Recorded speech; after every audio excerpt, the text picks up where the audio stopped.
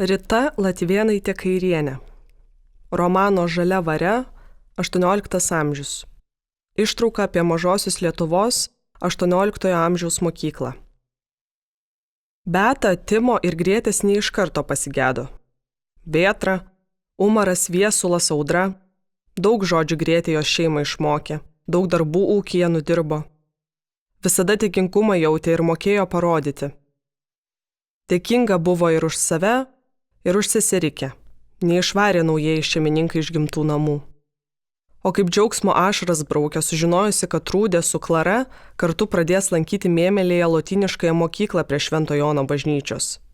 Jak Karlas buvo bebaigęs, teliko egzaminus išlaikyti ir į Karaliaučiaus Albertinos universitetą įstoti.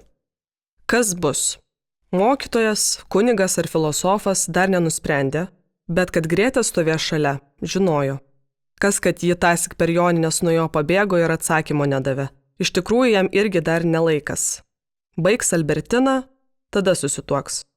Karaliaučiuje ar Mėmelėje darbuosis, o gal turtingą parapiją gaus Dievui ant garbės. Juk dabar jis prūsas ir ne bet koks, o paties karaliaus pamylėtas. Viešėdamas Mėmelėje karalius Friedrichas Vilhelmas I lotyniškąją mokyklą aplankė. Mokinius egzaminavo. Karlą taisyklingai vokiškai kalbant pastebėjo. Tiesa, mokslo žmonės valdovai nelabai patinka, bet švietimo reikalai rūpi. Prūsija turi būti pirmoji valstybė tarp kitų didžiųjų, įvesinti privalomąjį pradinį mokslą, nepaisant luomo visiems vaikams nuo 7 iki 14 metų. Taip pat karalius rūpinosi, kad visi mokytojai šuliokus Biblijos tiesų išmokytų vietos kalba. Nes pats Liuteris teigia, kad tikėjimas turi būti skelbiamas gimtąja kalba, idant mažutėliai greičiau atrastų Dievą, o per jį ir pačią Prūsiją. Ir Johanui, ir Karlui tas tiko, o dar širdį malonino karaliaus įsakymas mokslo krėsti galvas ne tik berniokams, bet ir mergikiams. Klara ir Trūdė. Jos ne tik geriau už berniokus mokėsi, dar ir aniems padėdavo. Už ką per gerą buvo laikomos ir anų neerzinamos, nepašiepiamos. Išėjusios prieš klasę skaityti Dovydo psalmių savo angeliškais balsais anuos į rojų nuskraidindavusios. O anieji obuolių prisivalgę dažnai ant suolų užmigdavo, net graužtukus iš burnos nesugebėdavo išspjauti. Juoko būdavo mergikiams. Johanas ant mokinių nepykdavo, kaip kiti mokytojai lazda neperdavo, tik į kampą statydavo ir Viešpaties kalno pamokslą atmintinai kitai lekcijai užduodavo. Ta dieną Johanas ne vieno mokinio nenubaudė. Rojaus obuoliuko atnešė visą krepšį. Ta dieną Johanas lekcijas vedė prancūzų kalba. Ar visi tos dienos svarbą suprato? Johanas neklausė, bet iš akių matė, kad ne vienas galėjosi tingėjęs ir tos gražios kalbos dorai nesimokęs. Johanas paprašė visų atsistoti, o pats sugiedojo giesmę. Jūros kalnų slėnį, Sornės, Birsės upėse šokinėja Dievo žuvis. Greiti žirgai šėlioja pievose, o ištikimi senbernarai saugo vaikus. Tai buvo giesmė Dievui ar žmogui? Tėvų išmokyta ar jo paties kalnuose išgirsta? Johanas negalėjo atsakyti, jo širdis tylėjo. Tėvų nebepaklaus, nors į gimtinę sugrįžtų, ilsisi abu nežinia, kur palaidoti. Didžioji dauguma Delemono gyventojų katalikai. Ar priėmė jie į savo kapines protestantus? Gal taip ir geriau? Nežinoti geriau. Tuomet bet kurį kalnelį gali apgiedoti. Šuliokų paprašė šią pamoką kiekvieno savo ir Viešpačiui deramą giesmę užrašyti. Prancūziškai? Nustebo. O kokia jūsų gimtoji kalba? Atsakė Johanas, kiekvienam vaikui paduodamas po obuolį. Jie rašė. Sunkiai rašė. Grėžiojosi, dūsavo. Bet atėjęs suvokimas, kad ši pamoka ypatinga, neleido atsipalaiduoti. Johanas visą laiką vaikščiojo tarp suolų, tačiau į vaikų lenteles nežvilgčiojo ir jų netrikdė. Kokia kalba rašo Klara su Trūdė? O kokia kalba vėliau berašys? O Karlas? Karaliaus valdžia iki šiol nedraudė sava kalba mokytis ir melstis. Tikėta, kad jaunuomenė, greičiau pramokusi skaityti gimtąją kalbą, nuoširdžiau galės iš maldaknygių gerbti ir šlovinti bažnyčią bei karalių. Iki šiol. Mokytojaudamas Johanas patyrė daug gerų dalykų. Pradžia buvo įkvepianti. Pats lankęs ne vieną seminarą Bazelyje, Ženevoje ir Berne, Johanas džiaugiasi susipažinęs su Lyzijumi, Prūsijos mokyklų ir bažnyčių inspektoriumi.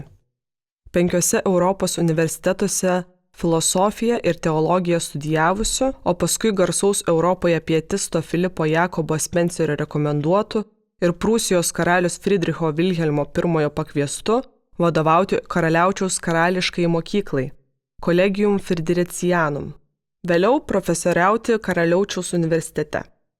Bet tai buvo iki Johanui atvykstant, o visą tai kunigas Vilius apsakė. Bet kai Lyzijus, Prūsijos karaliaus Friedricho Vilhelmo I priskirtus įgaliojimus vykdydamas, pradėjo kurti krašte efektyvesnę mokymosi sistemą bei apsilankė Mėmelyje, o Johanas kunigo Viliaus inspektoriui buvo pristatytas kaip didis mokslo žmogus, vertinas žmogaus protą, darbštumą ir prigimtinę žmonių lygybę, bei mokas vietos gyventojų kalbą, abu susibičiuliavo. Johanui įspūdį padarė didis Lyzijaus darbas, kuriama privalomojo pradinio mokslo sistema lietuviškose parapijose, rengiami lietuviškai mokantis kunigai ir mokytojai, ir kas irgi svarbu, mokymo priemonės. Be to Johaną dar imponavo Lyzijaus kaip pietizmo judėjimo šalininko, kuriuo jis tapo studijuodamas Halėje, krikščioniškas tikėjimas, kad raštingi turi tapti ir žemieji visuomenės sluoksniai, o kultūros pažanga gali padėti stiprinti ekonominę bei politinę monarchijos galią. Lyzijus rūpinosi, kad kiekviename didesnėme kaime būtų pastatyta po mokyklą. Bet kur rasti tiek mokytojų? Lyzijus ir čia turėjo atsakymą. Reikia leisti dirbti kaimuose mokytojais amatininkams ir vyresniems jaunuoliams.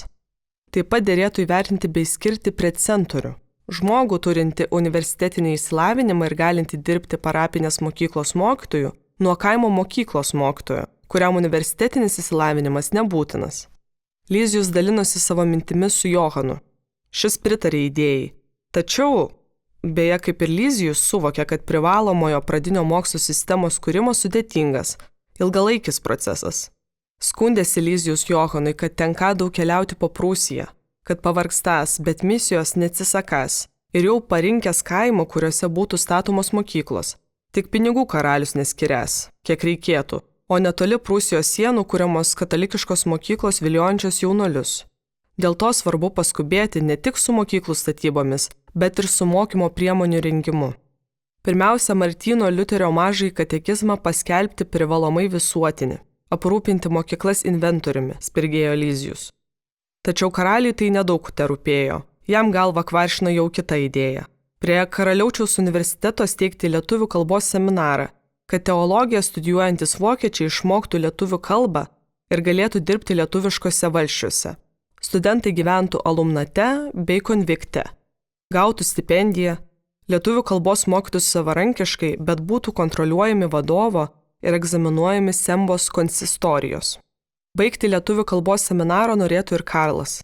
Juk ne bet kokioje mokykloje mokytųsi, o paties Prūsijos kunigaikščio Albrechto Brandenburgiečio 1542 metais įkurtame, o 1544 iškilmingai atidarytame universitete, vadinamoje Albertinoje, kurioje mokėsi ir profesoriavo daug šviesių ir dorų krikščionių.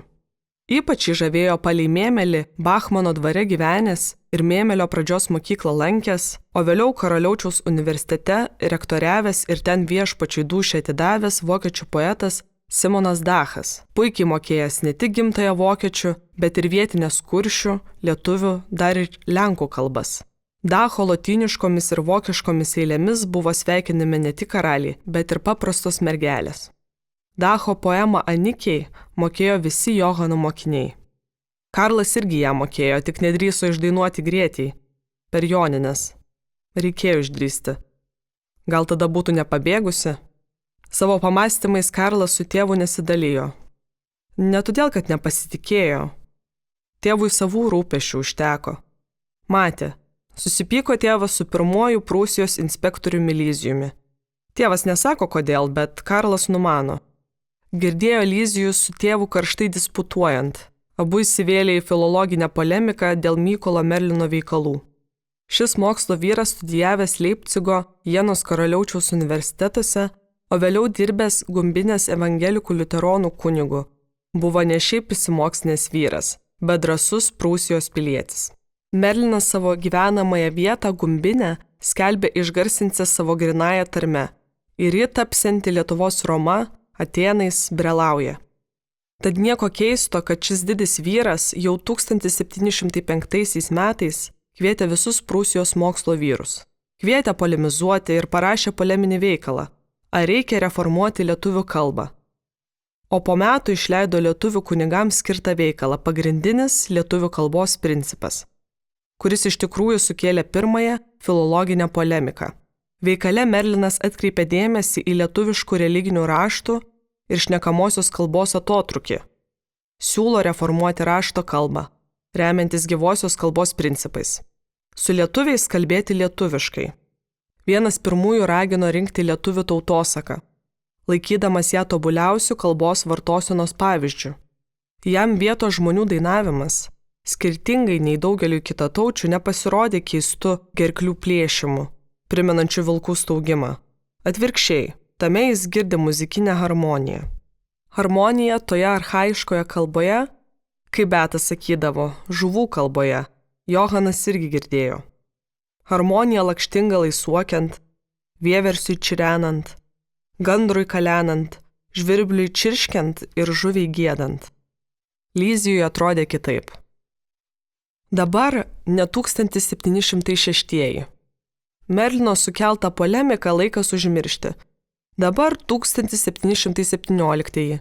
Mokyklų reformos metai ir visose naujose mokyklose vokiečių kalba turi būti dėstomoji, o visi lietuvių jaunuoliai privalo išmokti ir kalbėti vokiškai, nukirto Lyzijus.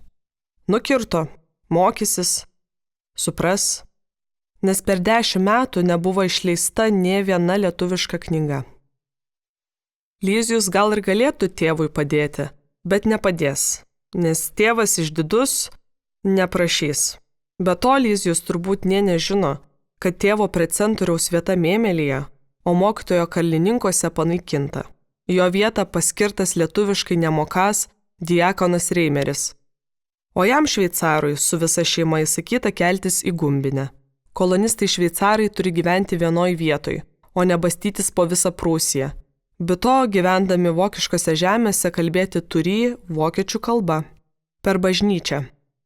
Per bažnyčią buvo skleidžiama ši žinia.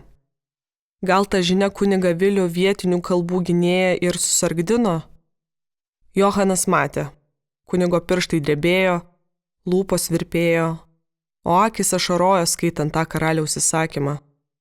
Bet gal Johanui taip tik pasirodė. Tikra buvo tai, kad meilios giesmės kilo danguosna jam užgiedojus, o parapijonims pritarus sava kalba. Nepasirodė. Giedota paskutinį syk. Johanas tikrai tokių giesmių nebegirdės.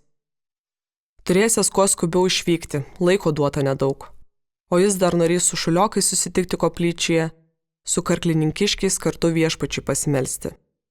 Nedaug pirmaisiais mokytojavimo metais į lekcijas karklininkuose ateidavo tų vaikelių.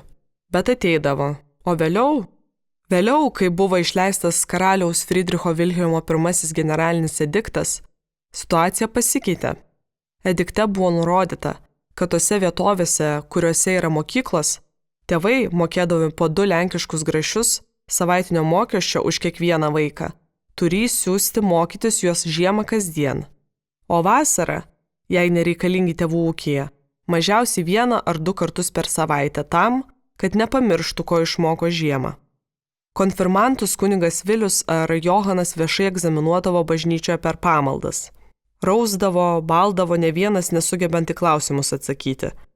Ne visų galvos ant mokslo buvo pramuštos. Bet jei nesimokys, grėsiančios baudos. O tie mokslinčiai, kurie išmokė maldų, mokyse visą kaimą, bus Dievo laiminami ir globojami. Kas dabar juos nesava kalba švebeldžiuojančius globos? Apie daug tą dieną apgalvojo Johanas, palikdamas klasėje vienus mokinius. Išėjo neatsisveikinęs, o mokiniai sudėjo Johanui ant stalo savo giesmes, gražias giesmes, liko stovėti laukdami sugrįžtančio mokytojo.